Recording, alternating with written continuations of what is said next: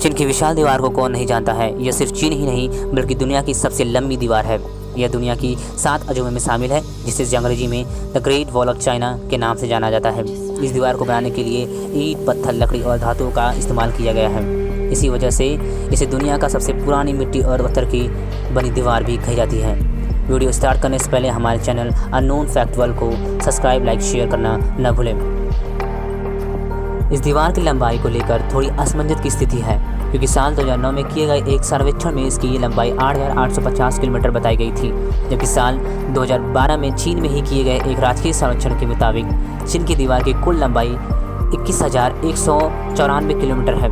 यह शोध चीन के ही एक प्रमुख समाचार पत्र शिवांग में हुआ था, यानी प्रकाशित हुआ था। इस दीवार का निर्माण किसी एक राजा ने नहीं बल्कि चीन के कई राजाओं ने अलग अलग समय में करवाया है। इसे बनवाने की शुरुआत ईसा पूर्व 50वीं शताब्दी से हुई थी, जो 16वीं शताब्दी तक चली। इस दीवार की एक और ख़ास बात है कि इसे बनवाने की कल्पना चीन के पहले सम्राट किंग शी हुआंग ने की थी, लेकिन इसके सैकड़ों साल बाद इसका निर्माण कार्य आरंभ हुआ था। चीन के लोग इस दीवार को वोंग लिंग चेंग चैंग के नाम से जानते हैं। कहते हैं कि यह दीवार अंतरिक्ष से भी दिखाई देती है। इस दीवार की अगर चौड़ाई की बात करें तो यह इतनी है कि इस पर से एक साथ 5 घोड़े या 10 पैदल सैनिक एक साथ चल सकेंगे।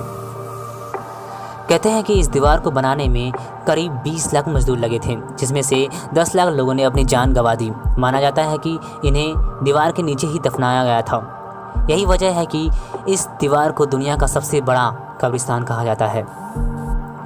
वैसे तो चीन की दीवार को देश की सुरक्षा करने के लिए बनाया गया था, लेकिन यह तो नहीं हो सका।